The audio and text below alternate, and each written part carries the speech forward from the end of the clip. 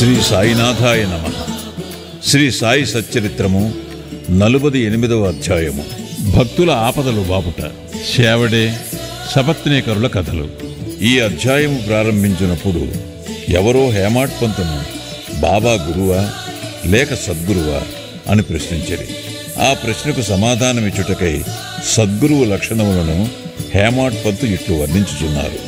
సద్గురుని లక్షణములు: ఎవరు మనకు వేదాంతములను షట్శాస్త్రములను బోధించెదరో, ఎవరు చక్రాంకితము చేసెదరో, ఎవరు ఉచ్ఛ్వాస నిశ్వాసములను బంధించెదరో, ఎవరు బ్రహ్మమును గూర్చి అందముగా ఉపన్యసించెదరో, ఎవరు భక్తులకు మంత్రోపదేశము చేసి దానిని పునశ్చరణము చేయముందురో, ఎవరు తమ వాక్శక్తిచే జీవిత పరమావధిని బోధించగలరో, కాని ఎవరు స్వయముగా ఆత్మసాక్షాత్కారము పొందలేరో అట్టివారు సద్గురువులు కారు.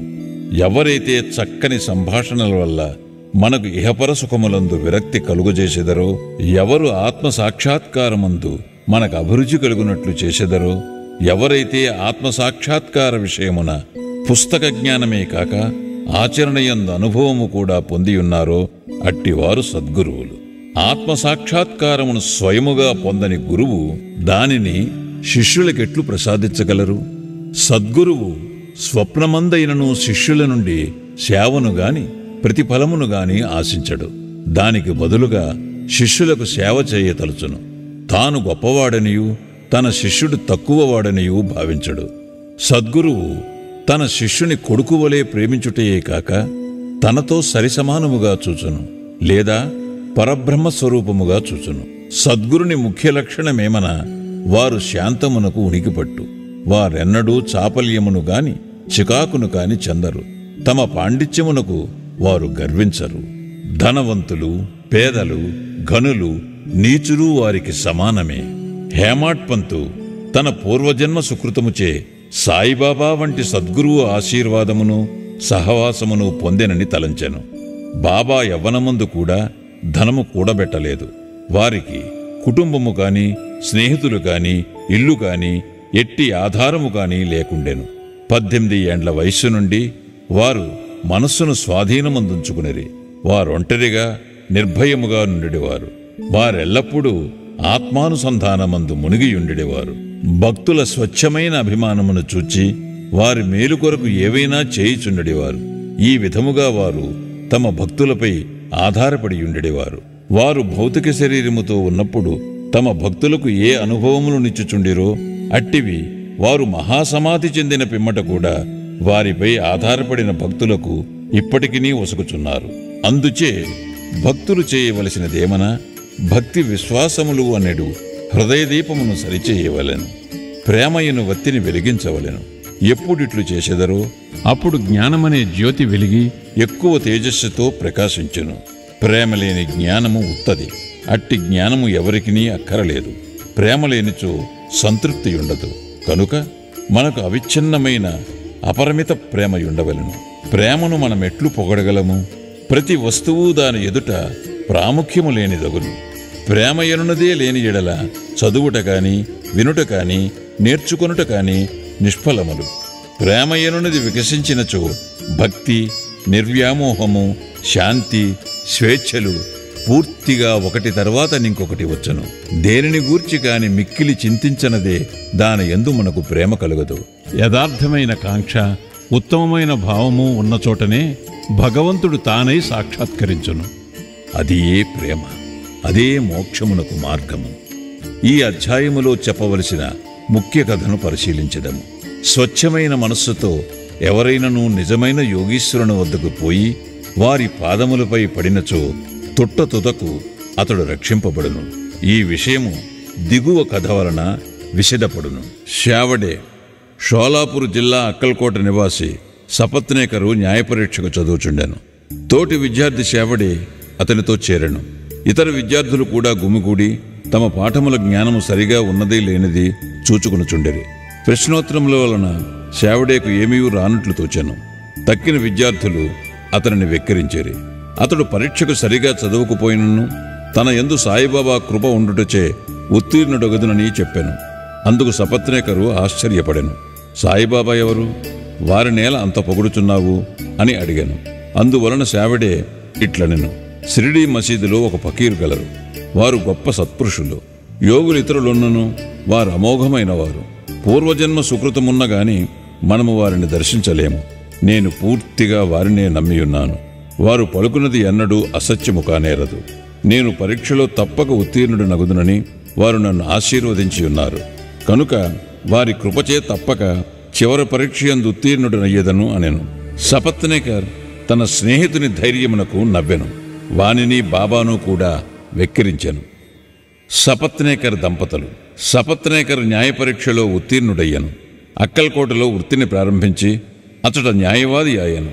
10 సంవత్సరముల పిమ్మట అనగా 1913లో వానికి గల ఒకే కుమారుడు గొంతు వ్యాధితో చనిపోయాను.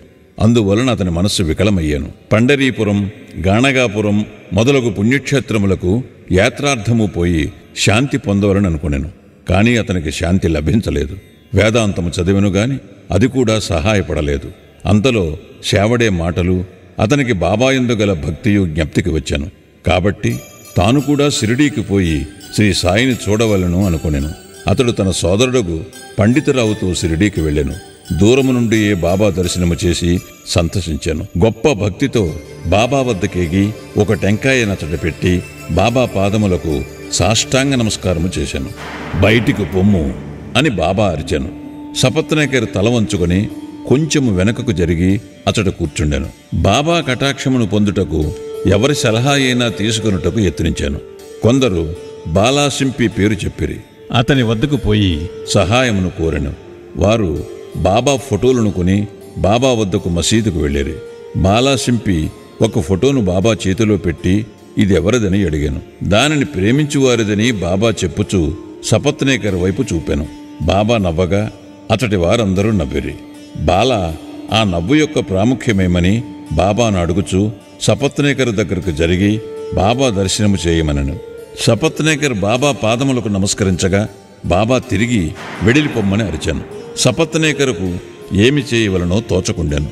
అన్నదమ్ములిద్దరూ చేతులు జోడించుకుని బాబా ముందు కూర్చుండిరి. మసీదు ఖాళీ చేయమని సపత్నేకరును బాబా ఆజ్ఞాపించాను. ఇద్దరూ విచారముతో నిరాశ చెందిరి. బాబా ఆజ్ఞను పాలించవలసి ఉండుటచే సపత్నేకర్ షిరిడీ విడువవలసి వచ్చాను. ఇంకొకసారి వచ్చినప్పుడైనా దర్శనమివ్వవలనని అతడు బాబాను వేడెను. సపత్నేకర్ భార్య 1 సంవత్సరము గడిచెను. కానీ అతని మనసు శాంతి పొందకుండెను.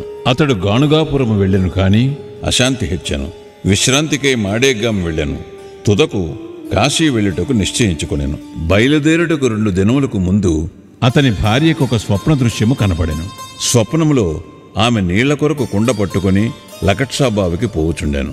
అతడనొక ఫకీరు తలకొక గుడ్డ కట్టుకుని వేప చెట్టు మొదట కూర్చున్నవారు తన వద్దకు వచ్చి, ఓ అమ్మాయి, అనవసరముగా శ్రమపడితేవేళ నేను స్వచ్ఛ జలముతో నీ కుండ నింపెదెను అనెను. ఆమె ఫకీరుకు భయపడి ఉత్తకుండతో వెనకకు తిరిగిపోయాను. ఫకీరు ఆమెను వెన్నంటెను. ఇంతటితో ఆమెకు మెలకువగలిగి నేత్రములు తెరిచెను. ఆమె తన కలను భర్తకు చెప్పాను. అదే శుభశకనమనుకొని ఇద్దరూ షిరిడీకి బయలుదేరిరి. వారు మసీదు చేరున్నప్పటికీ బాబా అక్కడ లేకుండెను. వారు లెండీ తోటకు వెళ్ళియుండిరి. బాబా తిరిగి వచ్చే వరకు వారచట ఆగిరి. ఆమె స్వప్నములో తాను చూచిన ఫకీరుకు బాబాకు భేదమేమీ లేదను. ఆమె మిగుల భక్తితో బాబాకు సాష్టాంగముగా నమస్కరించి బాబాను చూచుచూ అతడనే కూర్చుండెను. ఆమె ఎనకువ చూచి సంతసించి బాబా తన మామూలు పద్ధతిలో ఒక కథ చెప్పుటకు మొదలెడెను. నా చేతులు, పొత్తి కడుపు, నడుము చాలా రోజుల నుండి నొప్పి పెట్టుచున్నవి.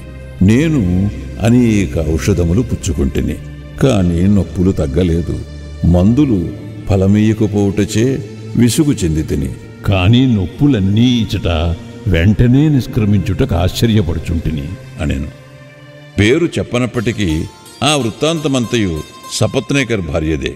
ఆమె నొప్పులు బాబా చెప్పిన ప్రకారము త్వరలో తగ్గిపోవుటచే ఆమె సంతసించెను.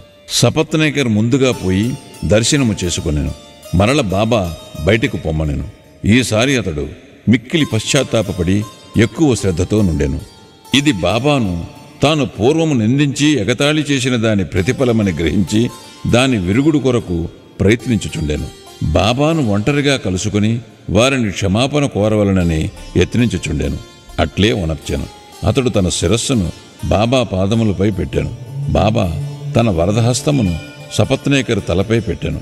బాబా కాళ్ళనొత్తుచు సపత్నేకర్ అక్కడనే కూర్చుండాను. అంతలో ఒక గొల్ల స్త్రీ వచ్చి బాబా నడుమును పట్టుచుండెను. బాబా ఒక కోమటి గూర్చి కథ చెప్పదొడంగాను. వాని జీవితములోని కష్టములన్నీ వర్ణించాను. అందులో వాని ఒకే కొడుకు మరణించిన సంగతి కూడా చెప్పాను. బాబా చెప్పిన కథ తనదే అయిన సపత్నేకర్ మిక్కిలి ఆశ్చర్యపడెను. బాబాకు తన విషయములన్నీ తెలియటచే విస్మయమందెను. బాబా సర్వజ్ఞుడని గ్రహించాను. అతడు అందరి హృదయములు గ్రహించననెను. ఈ ఆలోచనలు మనస్సును మెదలుచుండగా బాబా ఆ గొల్ల స్త్రీకి చెప్పుచున్నట్లే నటించి సపత్నేకర్ వైపు చూపించి ఇట్లనెను. వీడు తన కొడుకును నేను చంపితేనని నన్ను నిందించుచున్నాడు. నేను లోకుల బిడ్డలను చంపెదనా? ఇతడు మసీదుకు వచ్చి ఏడ్చుచున్నాడేలా? అదే బిడ్డను వీని భార్య గర్భములోకి మరల తెచ్చెదను. ఈ మాటలతో బాబా అతని తలపై హస్తముంచి ఓదార్చి ఇట్లనియ, ఈ పాదములు ముదుసలివి, పవిత్రమైనవి. ఇక నీ కష్టములు తీరిపోయినవి. నాయందే నమ్మకముంచుము. నీ మనోభీష్టములు నెరవేరును. సపత్నేకర్ మైమరిచెను. బాబా పాదములను కన్నీటితో తడిపాను. తరువాత తన బసకు పోయాను. సపత్నేకర్ పూజా సామగ్రి నమర్చుకుని నైవేద్యముతో మసీదుకు భార్యతో పోయి ప్రతిరోజు బాబాకు సమర్పించి వారి వద్ద ప్రసాదమును పుచ్చుకునుచుండెడివాడు. ప్రజలు మసీదులో గుమికూడి ఉండేవారు. సపత్నేకర్ మాటిమాటికి నమస్కరించుచుండెను. ప్రేమ వినయములతో ఒక్కసారి నమస్కరించిన చాలునని బాబా నుడివెను. ఆనాడు రాత్రి సపత్నేకర్ బాబా చావడి ఉత్సవమును చూచాను. అందు బాబా పాండురంగని వలె ప్రకాశించాను. ఆ మరుసటి దినము ఇంటికి పోవునప్పుడు బాబాకు మొదట ₹1 దక్షిణ ఇచ్చి తిరిగి అడిగినచో ₹2 లేదనక ఇవ్వవచ్చునని సపత్నేకర్ అనుకునేను. మసీదుకు పోయి ₹1 దక్షిణనివ్వగా బాబా ఇంకొక ₹1 కూడా అడిగాను. బాబా వానిని ఆశీర్వదించి ఇట్లనెను, టెంకాయను తీసుకును, నీ భార్య చీర కొంగులో పెట్టుము, హాయిగా పొమ్ము, మనస్సునందు ఎట్టి ఆందోళనము నుంచకము. అతడట్లే చేశాను. 1 సంవత్సరంలో కొడుకు పుట్టెను. 8 మాసముల శిశువుతో భార్యాభర్తలు షిరిడీకి వచ్చి ఆ శిశువును బాబా పాదములపై పెట్టి ఇట్లు ప్రార్థించేది, ఓ సాయి, నీ బాకీ నిడులు తీర్చుకొనగలము మాకు తోచకున్నది కనుక మీకు సాష్టాంగ నమస్కారము చేయుచుంటిమి. నిస్సహాయులమగుటచే మమ్ముద్ధరింపవలసినది. ఇక మీదట మేము మీ పాదములనే ఆశ్రయించెదముగాక. అనేక ఆలోచనలు, సంగతులు స్వప్నావస్థలోను జాగ్రత్తావస్థలోను మమ్ములను బాధించును. మా మనస్సులను నీ భజన వైపు మరల్చి మమ్ము రక్షింపుము. ఆ దంపతులు తమ కుమారునకు మురళీధర్ అను పేరు పెట్టిరి. తరువాత భాస్కర్, దినకర్ అను 2 జన్మించిరి. బాబా మాటలు వృధా పోవని సపత్నేకర్ దంపతులు గ్రహించిరి.